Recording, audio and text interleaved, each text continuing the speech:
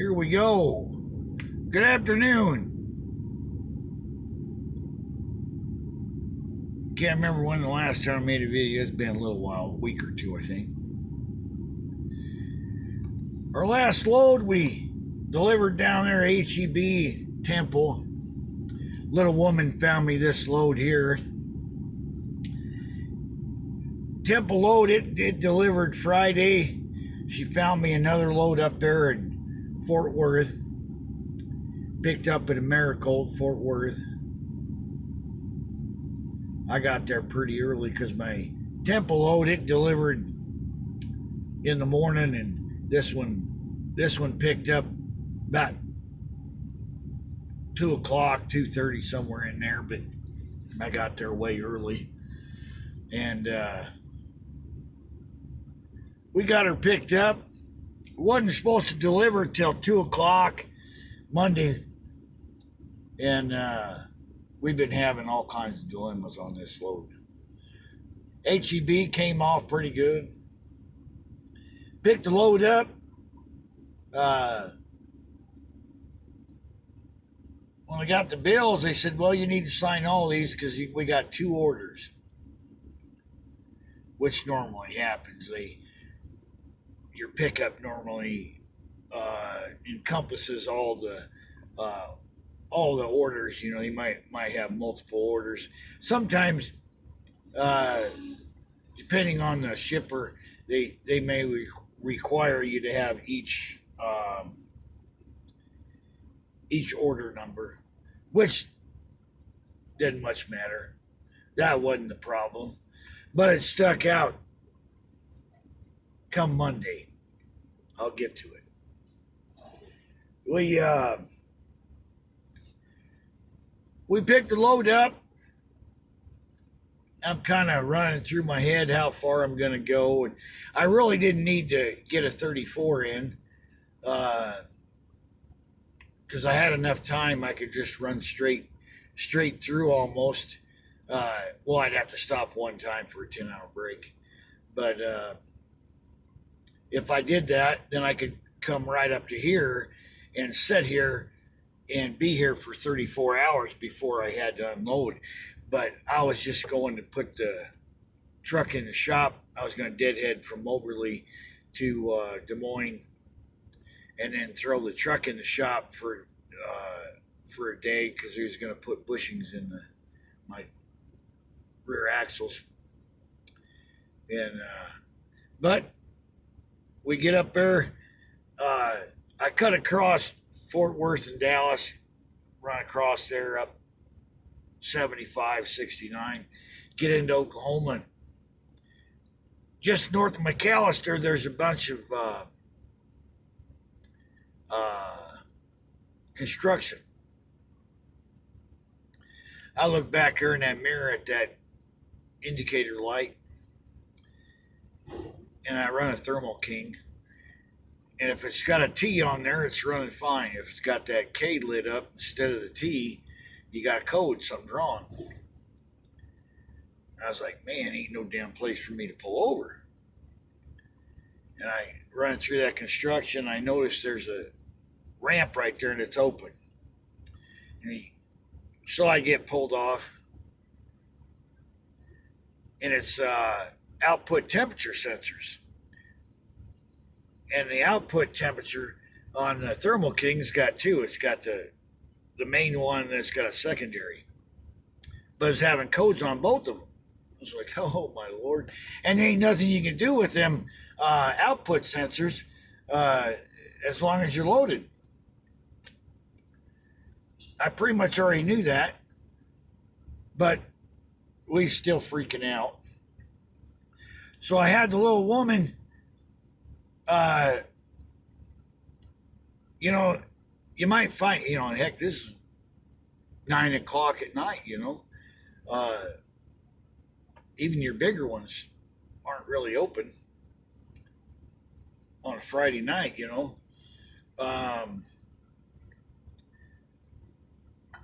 Tulsa and Joplin, maybe. Those were the three options we was looking at is Tulsa, Joplin, and Fort Smith. Fort Smith's a pretty small one, but we started looking at that, and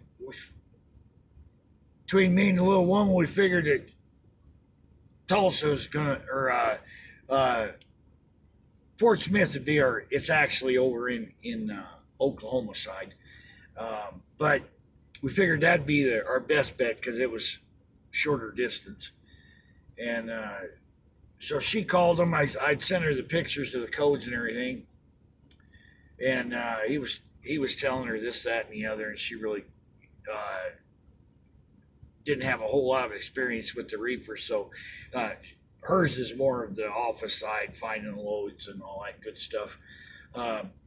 So she texted me his number, the text number. So I called him, and he said, as long as I'm keeping temp, it's going to be fine. And according to the box temp, it was above zero. I had it set at -10, and I bought one of these over at Harbor Freight, and it's got a little probe, temperature probe thing that plugs in here, and I've got an inspection door on the back. So, but this was reading -10, so it wasn't reading exactly right, back there inside the box. So he said, you should be fine. He ran me through on how to clear the codes, and he said you got to shut it off and then run through the code, turn it back on, and before it starts, you run through and clear the codes. And he said once it starts back up, if it immediately kicks the codes back, as soon as it comes on, then you got a hard break. I don't know whether he meant like the wire is broke or the sensor itself is just totally gone. Not sure, but we ran through, cleared the codes, it turned back on, and just the K wasn't on there no more. And I thanked him, got his full name so I could give him credit for it. But he, about 2.5 hours, I think. I got up there just north of 40 there, Choctaw, whatever the hell you call it. Just north of 40 there on 69. And I said, hell with it. Went to bed. I woke up, don't normally do that. Woke up about 12:30, looked out the window, and boom, there the coat was again. Damn it. Then next day, I wasn't in any damn hurry. So I cleared the codes again like the gentleman showed me, Chris over there, like he walked me through there, and cleared the codes, and sure enough, about 2.5 hours later, I was running down the road and I look out the mirror there, and sure enough, that code's back. So I pulled off there at Big Cabin. No, not Big Cabin. It was a little farther than that. I think it was Joplin. I pulled off there at the Petro Joplin. That's what it was. I looked at the same codes, so I just left it alone. I left the probes. I left them probes in the back. That way, I didn't have to open the door. I just stuck the probes in, turned it on, and it was reading like -3, -4. So I kept on going. But I only went to Springfield, just east of Springfield there, and shut her down again. No sense in going all the way over there. Didn't need a 34. So I get Sunday, went in, got cleaned up. As you can see, I need another shower and shave. Took off, got up there, Got up here midday Sunday.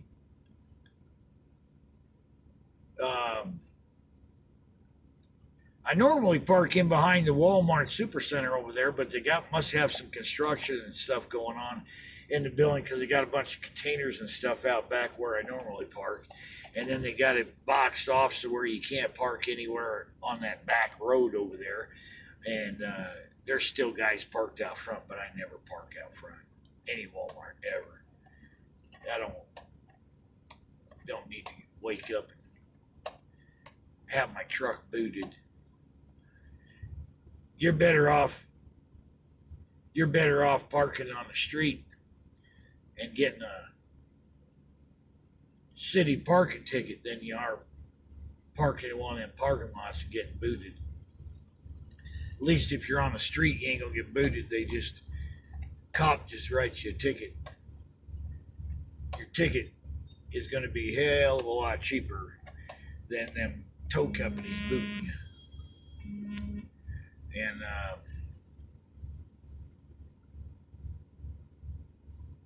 but I come over here at the fuel stop. They had parking, so Monday rolls around and it comes close to my appointment, and I zero that off again. About 12:45, I zero it out, so there's no codes. I go over there and they put me right in the door because you can only go in like an hour early. And I think when I got to the gate, I was like an hour and 10 minutes early, but there was a truck in front of me. So by the time I got up there, I was pretty much right there at the hour.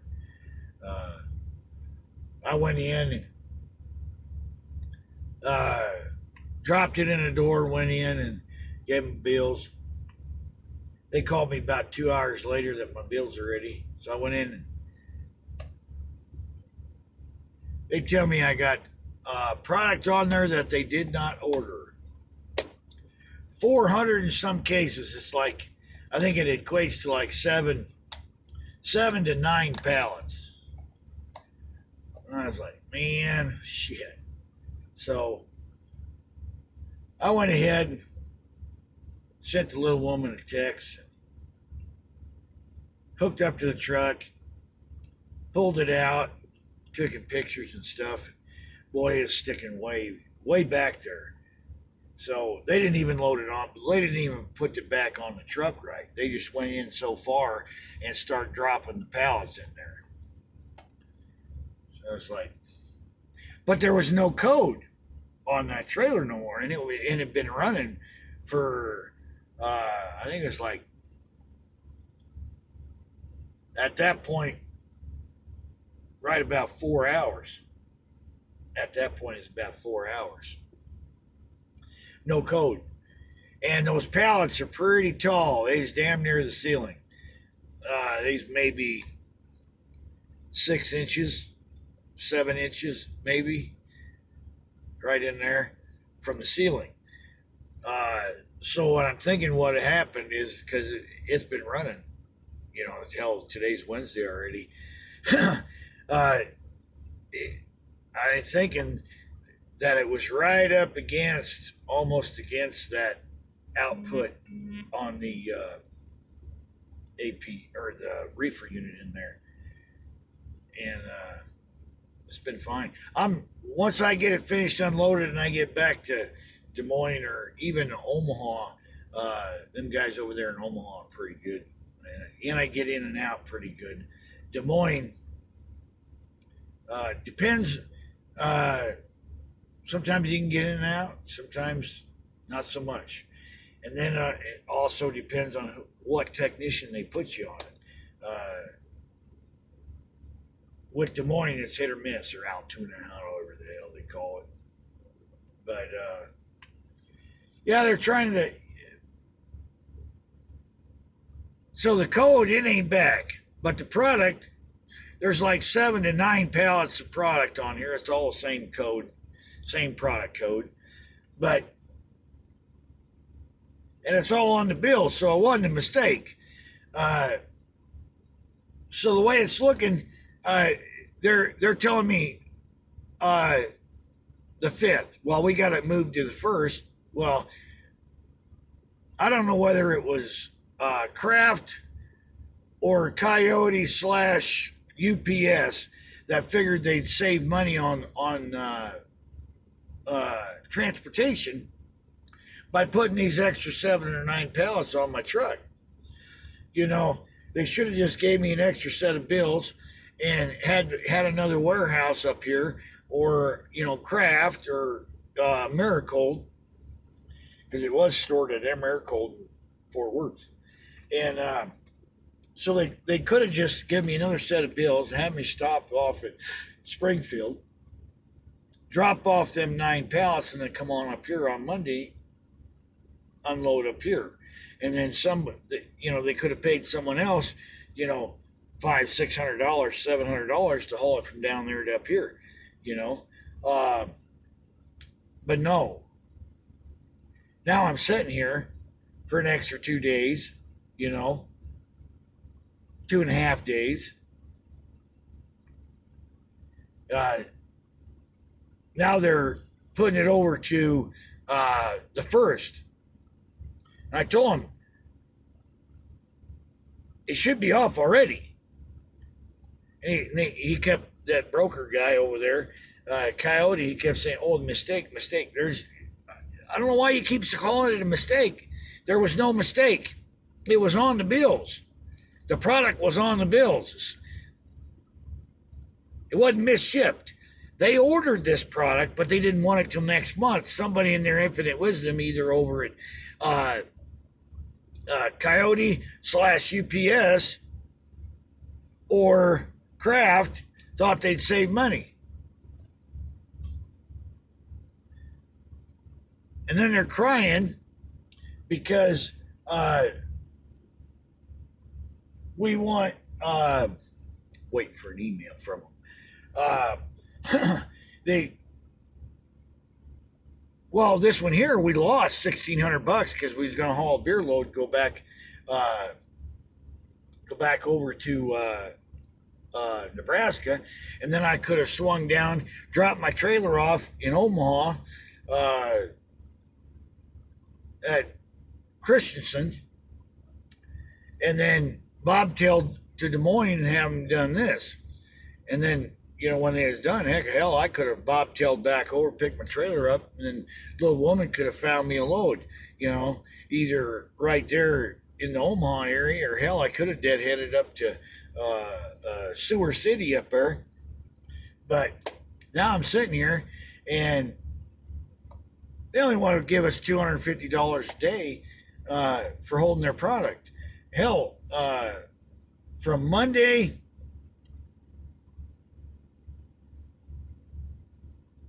I burned up.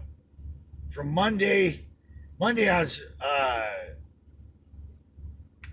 I still had like a little over a quarter reefer.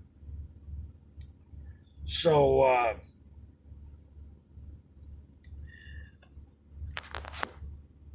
there we go. Clean her off. Tuesday, yesterday, I was way down on reefer. So I pumped like $98 in there. And hell, today, which is Wednesday, I'm down to about a half tank reefer right now. And hell, we're looking at 1, 2, 3 more days, because by, Saturday is the first. So, but they don't want to unload it until 2 o'clock. So it's pretty much a day,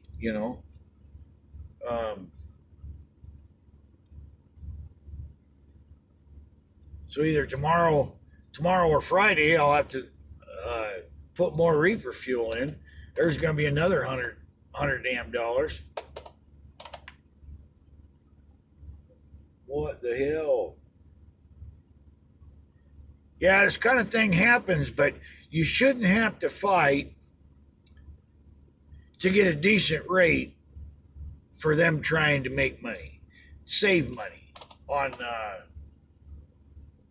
a freight rate. Then they're calling it a mistake. No, there was no mistake. Somebody on the planning side done it on purpose. And who gets screwed? Not the multi-million-dollar company, that's for sure. Walmart, multi-million, multi-billion, whatever. Kraft, multi-million, multi-billion. UPS slash Coyote, because UPS owns Coyote. All of them, all three businesses, multi-million-dollar companies. Who gets screwed? And they very well could have put this load out there as a two-stop load, or they could have put it out there. Oh, the load went out. It's got an extra order on it, but the other extra order don't unload until this day. But nobody wanted it. That's probably that very well could have what happened. Yeah, like I said, these multi-million-dollar companies, they don't give a shit. They can eat them costs, no problem. But us little guys, we're the ones that get screwed. And what the hell you do? It's not like you can just roll into some facility and say, "Oh, go ahead and take this product off. It's for Walmart or Kraft or whatever." They ain't gonna do it.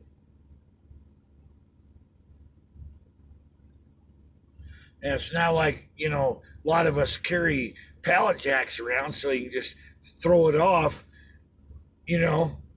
on the ground. Then there's a claim on you. Now you're screwed. So I don't know. I guess this is more of a rant than anything. This kind of thing happens in the industry. You just don't want it to happen to you. And the problem could have been solved because damn well Kraft knew that they were shipping this order, and it was way early. Could have stopped off in Springfield there at the caves, and most of that cave there, southeast corner of 65 and 44, that cave there is all pretty much done, used up by Kraft.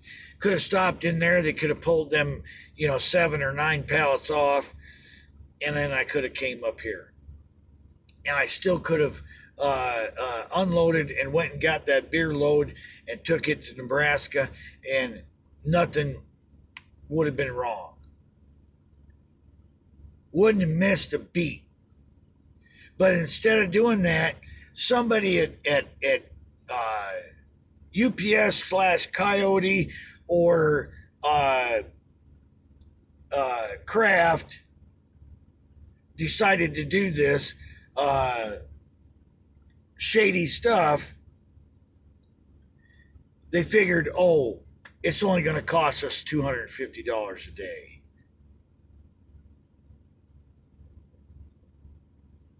I really didn't push nothing. The wife, she was, oh, we're working on it. They were telling her, oh, we're working on it. We're working on it. And, it just seemed to me like they was pushing it off, oh, we're working on it. Oh, it's Kraft. It's Kraft. It's Kraft. No. I wasn't. Today I said enough's enough. No more Mr. Nice Guy.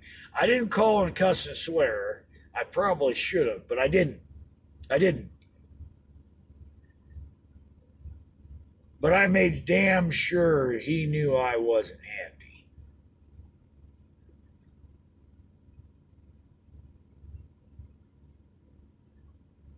I told him, I don't care.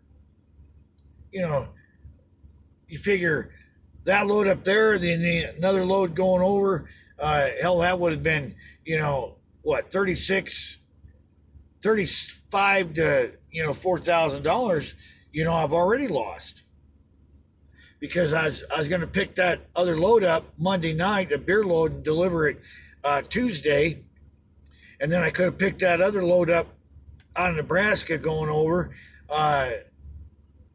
Tuesday and dropped it off and still made my appointment Wednesday for my bushings. And that would have been, what, 36, 35 or $3,600. And they want to pay $250 a day. You're out of your cotton picking mind.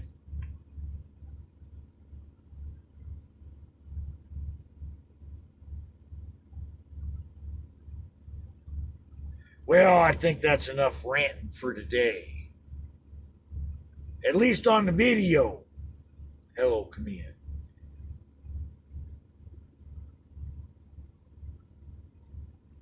Thanks for watching. Hope you enjoyed my rant.